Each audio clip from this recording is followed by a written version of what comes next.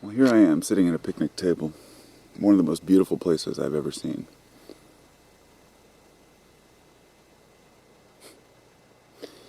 This is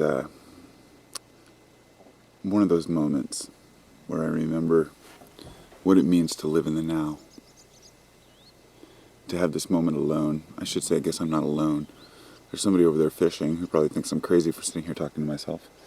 And there's various houses around here. I'm facing the playground, but it's 6:30 in the morning, nobody's up yet. One of the beauties of getting up early in the wilderness is that you get a lot of alone time to think. And my brother and I, when we'd go collect owl pellets, I remember we both liked to get up early, when we were out and about. And my father always did when we went camping. We'd get up in our tents and look outside. He was, gone, of course, because he's always out hiking.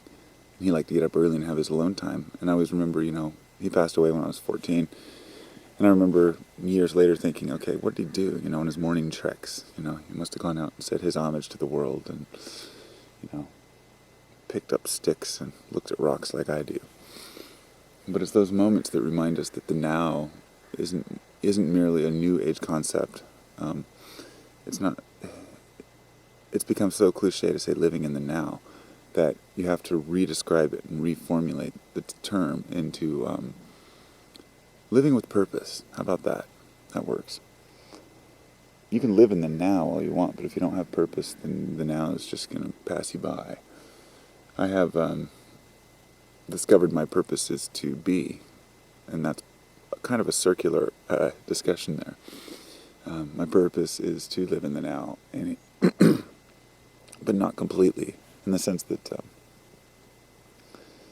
we have to build this now upon a history and a future, but these moments when we have them are so easy to slip away. A moment where you're walking down a beautiful beach, but you're thinking about something else that you have to do. Or you're thinking about a bill that you might have due the next week. Or you're watching a sunrise or a sunset, but you're thinking of how much more beautiful it might be if the clouds weren't in the way.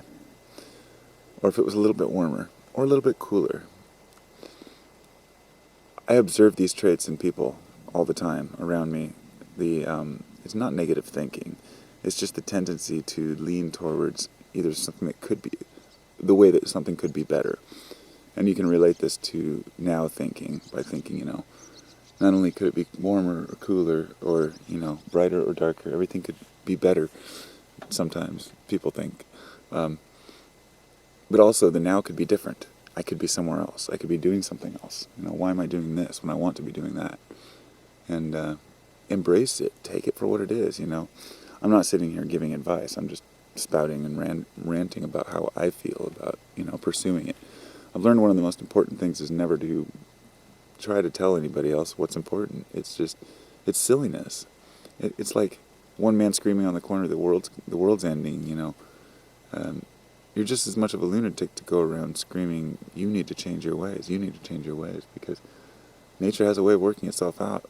And, mankind can only interfere so much in the meddlings of the mind of an individual.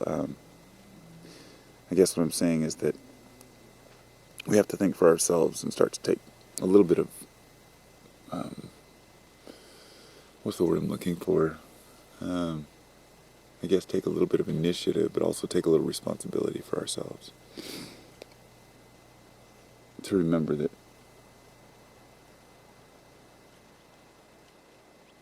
there's something greater out there if we just stop and listen. And it's okay not to know. You can hear the language. Peace.